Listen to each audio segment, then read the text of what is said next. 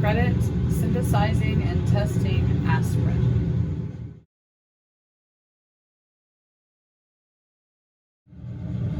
All right, so the first part is going to be set up in the fume hood, because part of this has to be done here so we keep the vapors out of our classroom, which means we're going to have to really work together because we have one fume hood and we've got to try to do the best so everybody has a chance to be in here.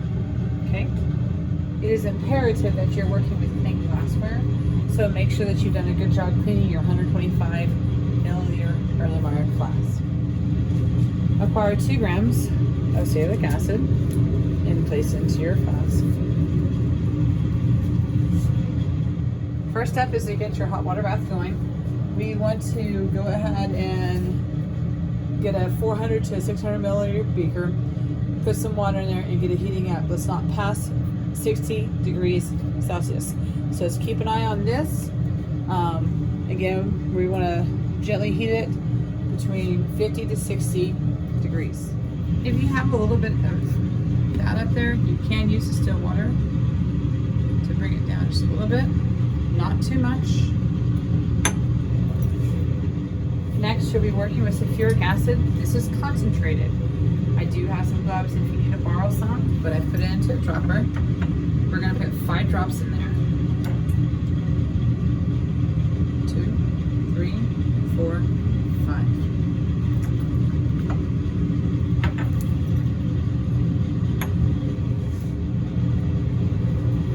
Acetic anhydride needs to be added in the fume hood. It's 5 milliliters of that.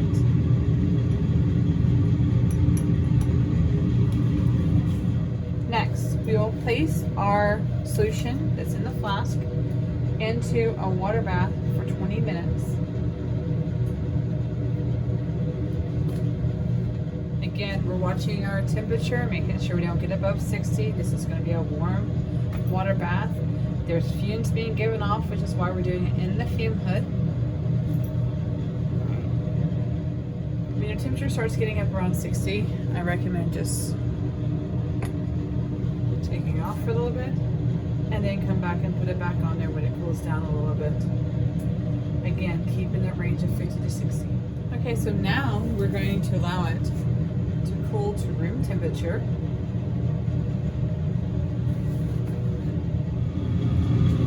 So now we're going to take our flask and we're going to place into an ice bath.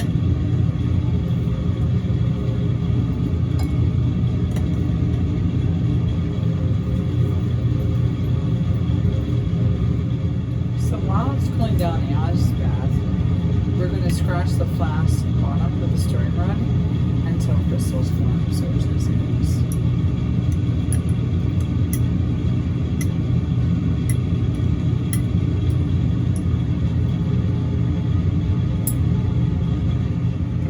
Show you what that looks like so you can see where I've already scratched it. So I'm going to scratch the glass. You're going to see there's crystals forming in there.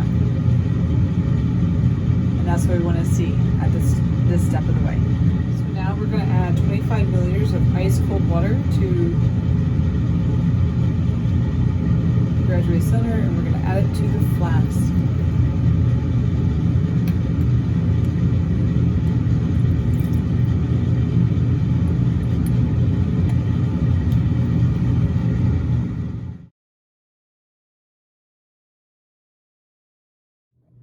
So we're going to set up a booster funnel, and the only difference between a booster funnel and a gravitational funnel is we're going to use water to get pressurized to filter faster.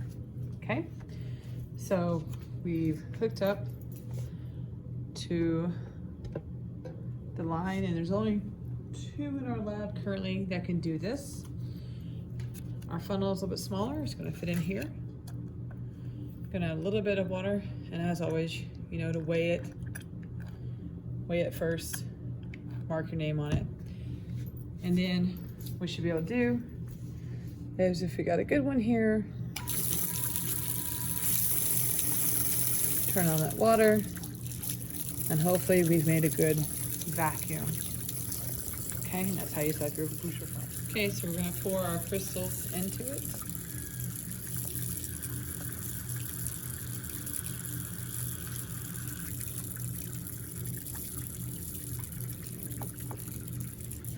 quite get it all out.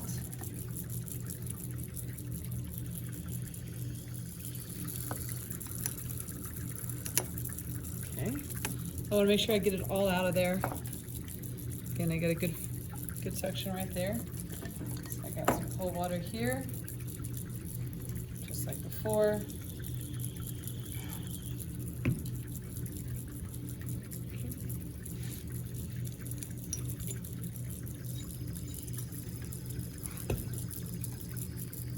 Okay.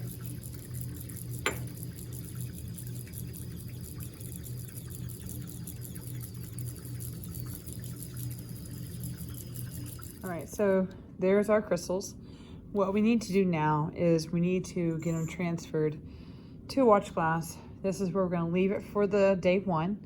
We're gonna let these dry overnight and then come back and analyze them and all the good stuff, okay? Congratulations, you just made aspirin. Okay, so I wasn't able to record this next part because I was working by myself. Try to make sure everything you're working with is clean. And so what we did was I simply had to move around the edge of the filter to get it to eventually pop out. And with that, I'll make sure to try to get as much as I can back on here. And like I said, we're gonna leave this overnight to dry and see what we get as far as mass goes, okay? Until tomorrow.